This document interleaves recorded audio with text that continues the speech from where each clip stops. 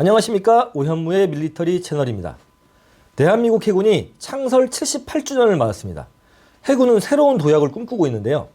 우리 해군은 그동안 바다에서 접근하는 위협 세력을 저지하기 위해 주로 방어적 태세에 초점을 맞춰왔죠.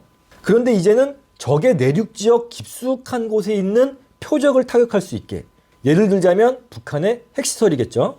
이렇게 해군에서도 이제 선제적 공격 태세를 취할 수 있도록 이른바 전략적 억제력을 확보하려는 그런 스탠스를 가져가고 있다는 소식입니다. 바로 수상전투함에 탄도미사일을 탑재한다는 계획인데요.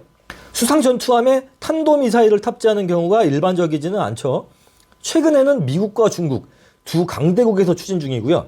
중국 인민해방군 05호형 구축함에서 먼저 시도하고 있고, 미 해군의 중왈트급과 차기 구축함 사업인 DDG, 이런 함정들에도 극초음속 활공탄을 장착한 함대지 탄도미사일의 탑재가 이루어질 예정입니다.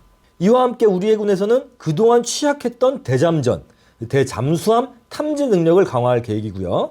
북한의 탄도미사일을 탐지, 추적, 요격하는 능력, AI를 활용한 무인 무기를 통해 첨단 전쟁에 대비하는 기술도 갖출 방침이라고 합니다. 이런 해군의 구상이 실현된다면 우리 해군의 대지, 대탄도미사일 능력이 획기적으로 높아지는 셈인데요.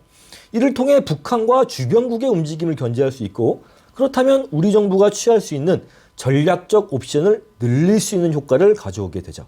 관련한 자세한 소식 들어가 보도록 하겠습니다. 북한 핵미사일 위협에 맞서기 위해 우리 군은 여러 가지 노력을 하고 있는데요. 해군에서도 탄도미사일을 포착해 파괴하는 그런 능력을 확충하는 데 초점을 맞추고 있습니다. 지난해 7월 진수된 이지스함이죠. 정조대왕함. 정조대왕함은 해군이 운용 중인 세종대왕급 이지스 구축함보다 성능을 더 높인 신형 이지스함입니다. 이 정조대왕함은 지상 공격용 탄도미사일을 탑재해서 내륙 지역 타격도 가능한 이지스함인데요. 현무는 종류가 많아서 좀 헷갈리실 수가 있는데, 정조대왕함에 탑재되는 탄도미사일은 현무4-2입니다. 현무4-1은 지대지 탄도미사일이고 내륙에서 쏘는 미사일이죠. 현무4-2는 함대지 탄도미사일, 즉 바다에서 내륙을 향해 쏘는 미사일입니다.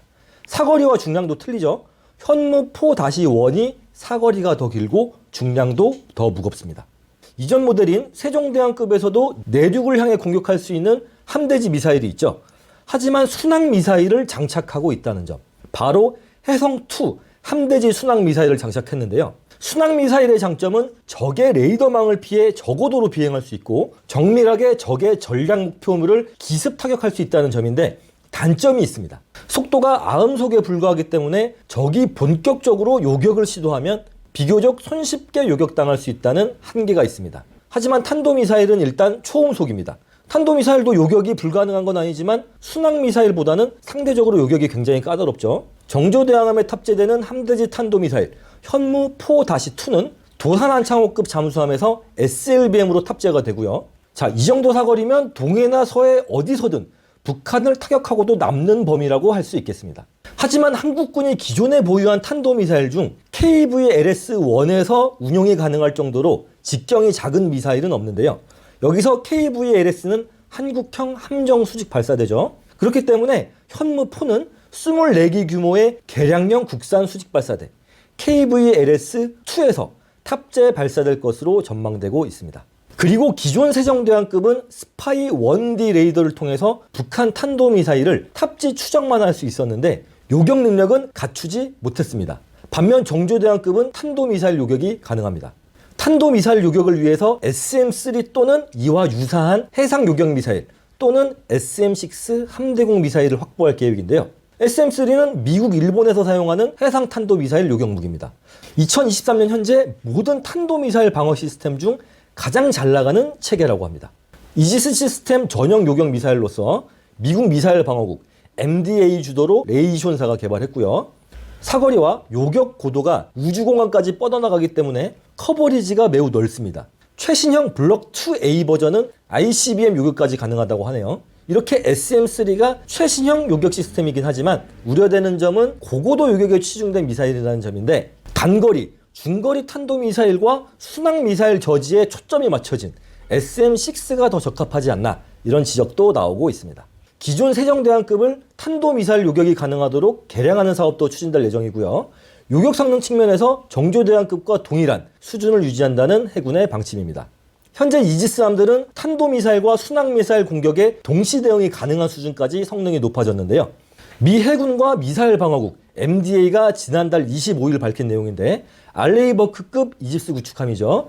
칼 레비남이 단거리 탄도미사일 2발을 탐지 및 요격하면서 대함 순항미사일 2발과도 교전하는 능력을 보여줬다고 밝혔어요. 만약 대만을 사이에 두고 중국과 전쟁이 발생했을 때 중국의 내륙 지역에서 미 해군 함정을 향해 대함 탄도미사일을 쏘고 연안이나 해상 또는 수중에서 대함 순항미사일을 발사하는 그런 시나리오를 염두에 둔 것으로 보이죠. 아무튼 이 같은 능력을 갖추는 것, 탄도미사일과 순항미사일 요격 능력을 함께 확보해야 하는 한국 해군에게는 말할 필요도 없이 엄청난 도움이 된다는 평가인데요. 하지만 가장 큰 문제는 뭘까요? 역시 돈이죠. 이런 성능 개량에 소요되는 막대한 비용이 사업 추진에 걸림돌이 될 가능성도 있다. 이렇게 말씀드릴 수 있겠습니다. 국내에서 건조될 한국형 차기 구축함 KDDX로 넘어가 볼까요? 해상 전투에 필요한 전투 체계, 다기능 레이더, 무장 등을 우리 국산 기술로 만들고 탑재하게 되는데요. 높은 수준의 스텔스 기술을 적용해서 레이더에 탐지될 확률을 대폭 낮춘다는 해군의 계획입니다.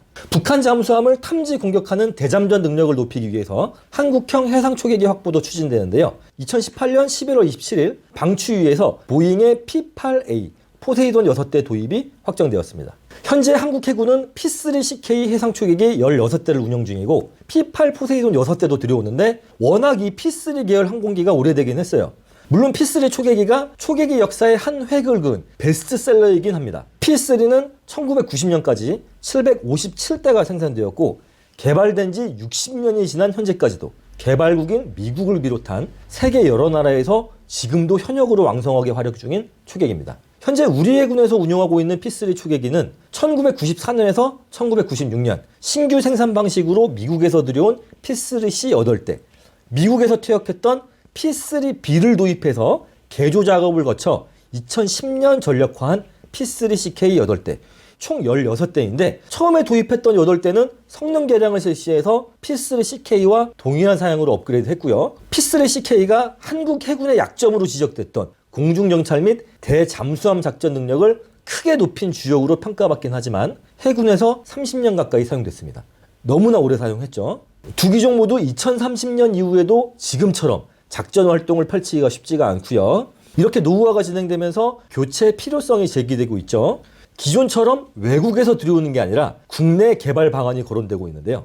KF-21을 개발하면서 무장 제어 기술과 경험을 쌓았기 때문에 외국에서 항공기만 구매하고 장비와 무장을 국산으로 개발해서 장착하면 국내 제작이 가능하다. 이런 평가가 있습니다. 이렇게 우리 해군이 미래에 대한 비전을 가지고 있는데 뭐니 해도 가장 중요한 것은 함정 획득 절차의 개혁이죠. 소요재개부터 전력화 이르기까지 국방 획득 체계는 함정 사양을 결정해야 하고 예산을 확보해야 하고 또 건조에 이르기까지 적지 않은 시간이 걸립니다. 해군의 혁신 방안에 대해서 해군 내 공감대를 만들어야 하고요. 획득 체계를 개혁하면서 선진 기술까지 빠르게 흡수하는 이런 정책을 추진하는 것이 정말 중요하다. 이렇게 말씀드릴 수 있겠습니다. 시청해주셔서 감사합니다. 구독과 좋아요는 영상 제작에 큰 도움이 됩니다. 밀리터리 채널이었습니다. 감사합니다.